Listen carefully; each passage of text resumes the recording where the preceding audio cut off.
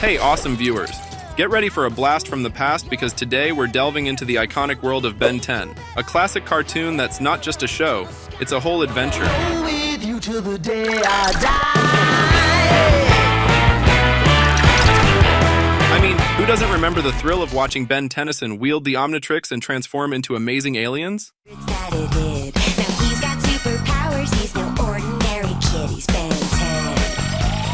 Now, if you're like me and spent countless afternoons glued to the TV screen, you know that Ben 10 is more than just a cartoon. It's a nostalgia trip, a roller coaster of alien-powered excitement. So, whether you're a longtime fan or just curious about the hype, you're in for a treat. Alright, let's break it down. Ben 10 boasts an impressive 4 seasons and 52 episodes, and in this video, we're on a mission to unravel the entire story, piece by piece. From the first, it's hero time, to the final showdown, we're covering it all. So grab your snacks, kick back, and let's embark on a journey through the entire universe of Ben 10. We've got the Omnitrix, the villains, the friendships, and everything in between. Trust me, it's going to be a ride. Ready to relive the magic? Awesome! Let's not keep the Omnitrix waiting. Let's dive straight into the epic tale of Ben 10. Alright, let's rewind the clock and start where it all began. Meet Azimuth, chilling with his girlfriend Zenith on Galvan Prime Planet. One night, while they're just enjoying the stars, Azimuth gets this big idea.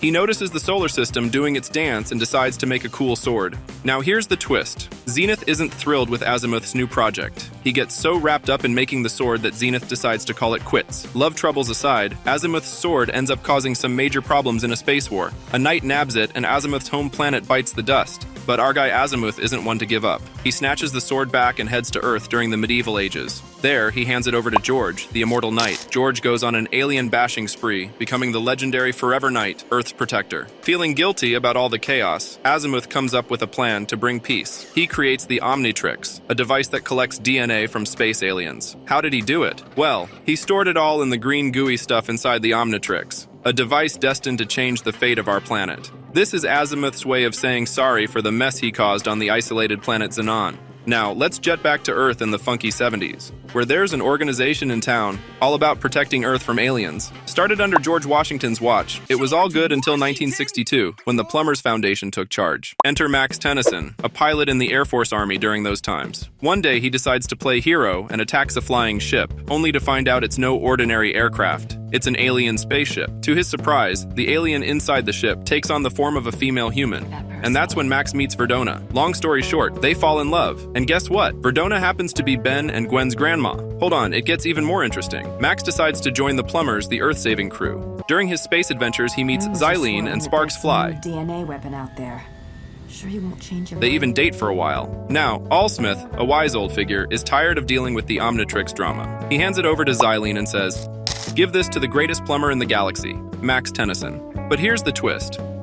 While Xylene is on her way to deliver the Omnitrix, Vilgax, the bad guy, shows up and causes trouble. She decides Earth is the safest bet and tries to send it there. Now, the plan was for Max to get it, but life had other ideas. Max retired from the Plumbers. Fast forward to a family road trip, Max, Ben, and Gwen cruising across the country. On their first day of camping, Ben stumbles upon the Omnitrix in the forest. And bam, it gets stuck on his wrist. Get off me! Get off! And that, my friends, is where things start to get real. Alright, so Ben, our hero with the Omnitrix, kicks off his alien adventures by transforming into Heat Blast. Now, here's where the trouble brews. Vilgax, the bad guy with a keen interest in that fancy watch, catches wind of the Omnitrix signals and sends his soldiers after Ben. Using Diamond Head, Ben manages to give those goons the slip. Why? So what can this guy do? I don't know.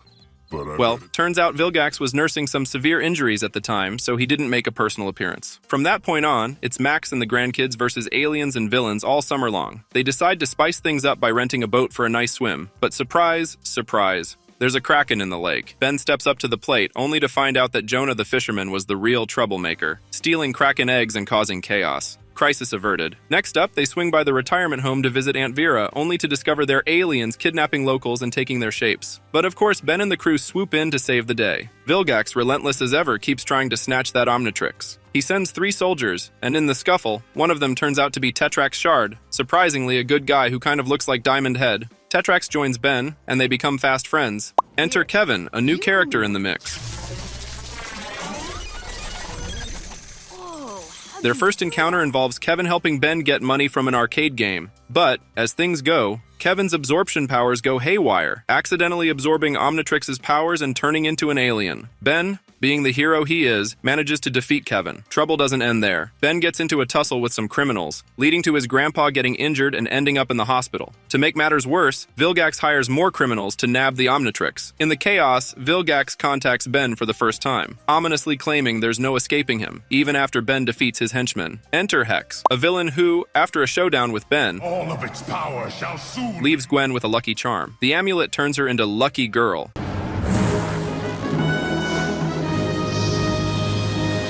A superhero name she proudly adopts. However, trouble looms as Pex, another baddie, Lucky tries to Girl, snatch the charm. Grandpa. Ben, being the hero he is, defeats Pex, and Gwen decides to let go of the charm's magic.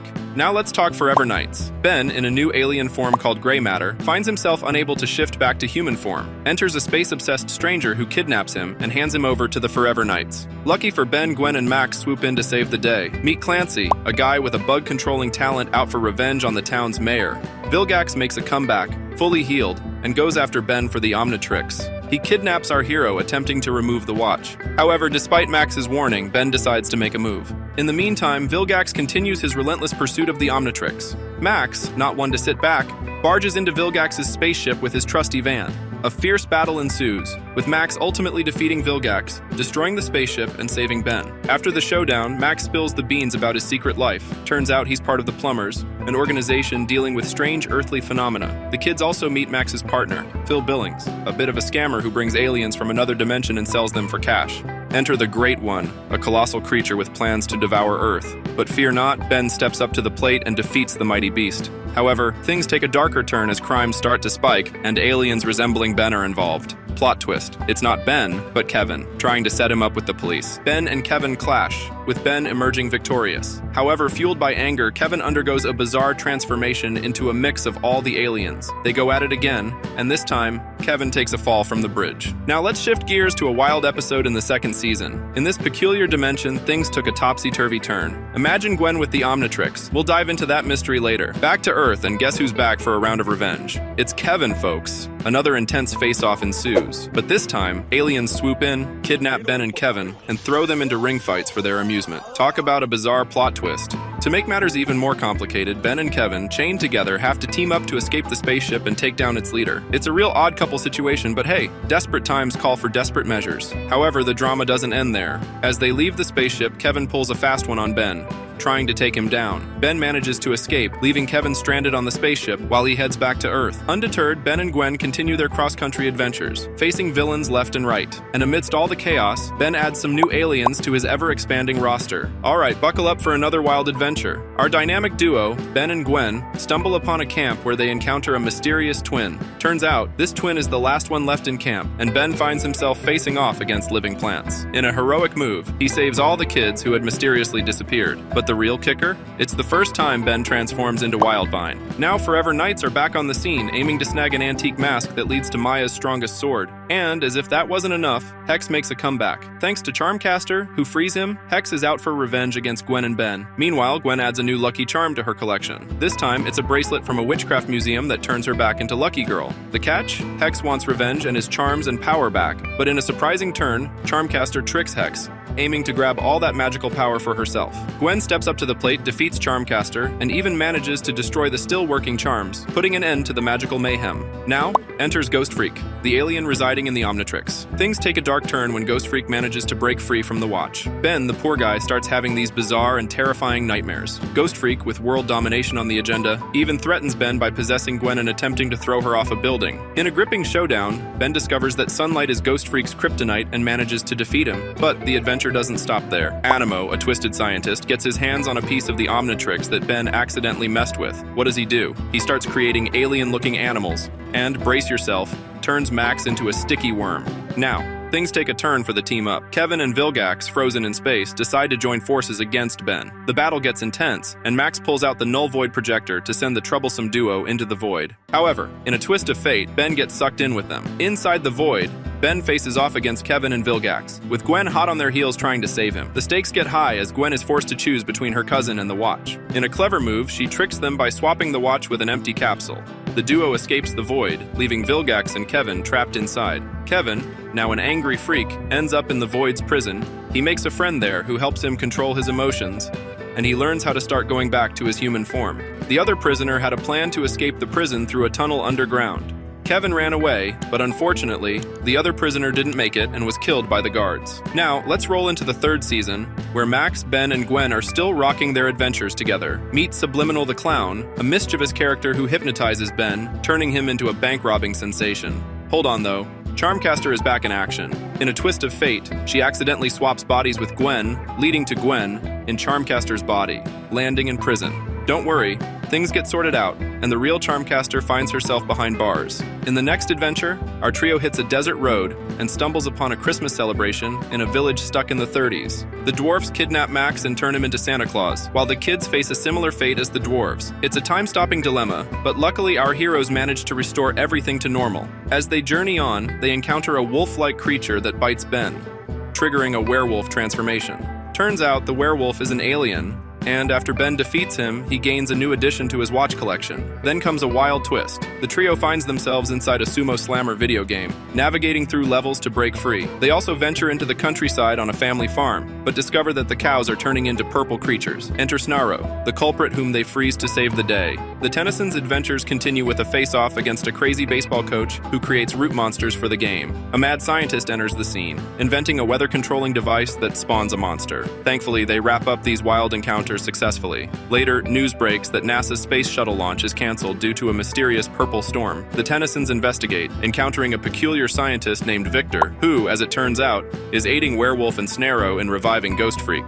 The sinister plan involves using the shuttle to block the sun, plunging Earth into darkness, and turning humans into purple creatures. In a gripping battle between Ben, Gwen, Max, Ghost Freak, Victor, and Snarrow, they manage to thwart the plan, destroy the shuttle, and return to Earth. But not without one last attack from Ghost Freak, who fortunately gets the sunlight treatment. The Tennysons then continue their journey and meet Xylene, who detects the Omnitrix's location and decides to tag along. Plot twist, turns out Xylene is Max's girlfriend from the past, and she's the one who originally sent the watch to Earth. Surprise, surprise. It was meant for Max, not Ben. As if that wasn't enough, they face off against a rogue robot, which, of course, they manage to destroy. And to top it off, Ben transforms into Upchuck for the first time. Now let's rewind a bit to the 2007 movie, Ben 10, Secret of the Omnitrix. In the heat of battle against Animo, the Omnitrix activates its self-destruct mode.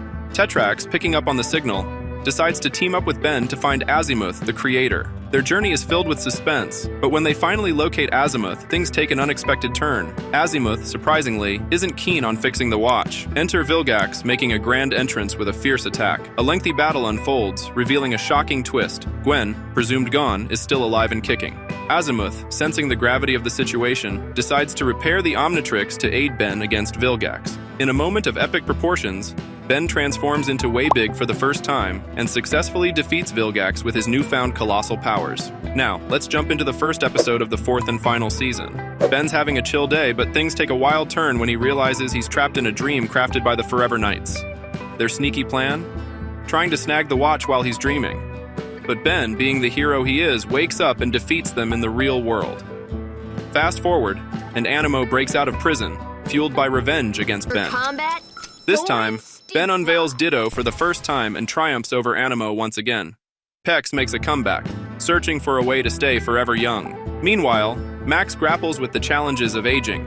Enter Hex, attempting to reach the Fountain of Youth with the help of a young sidekick. In a fierce battle with Ben and Max, things take an unexpected twist. They both turn into children. Despite this, they manage to destroy the Fountain of Youth and thwart Hex's plans. The Tennysons attend Max's nephew's wedding, but what was supposed to be a joyous occasion turns into chaos. The bride and groom's families have a long history of conflict, and it turns out the bride's family is actually aliens in disguise. Amidst the chaos, Max's van gets stolen and transformed into a weapon, but our heroes restore it in the end. Then comes a ring fight, not for glory, but to replace Gwen's broken laptop. The catch? Gwen tricks Ben into thinking the laptop is busted, leading him to feel guilty after winning against some folks in debt who needed the money more than he did. Now let's dive into the grand finale of the show. Enter Ben's cousin, Cooper, who unveils a troubling discovery. The plumber's base has been breached. The goal? To nab the keys to the sub-energy, a potent source of nuclear energy that the plumbers safeguarded on Mount Rushmore. To their shock, all their enemies, led by an Exploot, unite against them. But fear not, Ben rises to the occasion. obliterates the sub-energy, and emerges victorious against the united foes. In another episode that could pass as the ultimate finale, summer vacation bids adieu, and Gwen and Ben return to school. Ben faces the challenge of keeping the Omnitrix under wraps. However, chaos ensues when robots attack the school and wreak havoc in the city. Ben, unable to stand idly by, transforms in front of his parents, revealing his secret. A family effort with Max, Ben, and his father combats Vilgax and saves the city, but at the cost of Ben's secret being exposed to the whole city. Now, let's fast forward to different timelines in the Ben 10 universe. In one timeline, Ben, now 20, is a hero in a world where aliens and humans coexist peacefully. He rarely uses his human form and can shapeshift into 10,000 aliens. Gwen has evolved into a formidable witch, and Vilgax still meets defeat at Ben's hands. In another timeline, after 10 years, Ben's son Kenneth celebrates his 10th birthday, receiving the Omnitrix from his father. However, family dynamics take a twist when Devlin, Kevin's son, enters the scene. A tumultuous fight ensues, leading to Kevin's return to prison. But what if things took a different turn in other timelines? In one, Gwen, not Ben, gets the Omnitrix, wielding its power masterfully and defeating Vilgax on the very day she acquires it. Imagine the possibilities. And with that, we've journeyed through the extensive list of aliens Ben transformed into. From Heat Blast to Way Big, the incredible array of 26 aliens who joined Ben in his adventures. That wraps up our adventure through the entire story of Ben 10 Classic, exploring timelines, characters, and a plethora of exciting episodes. Thanks for joining us on this nostalgic trip. If you're hungry for more tales from the Ben 10 universe, hit that subscribe button, ring the notification bell, and stay tuned for our next deep dive into the world of heroes, aliens, and epic adventures. Until next time, keep the Omnitrix close, and happy watching.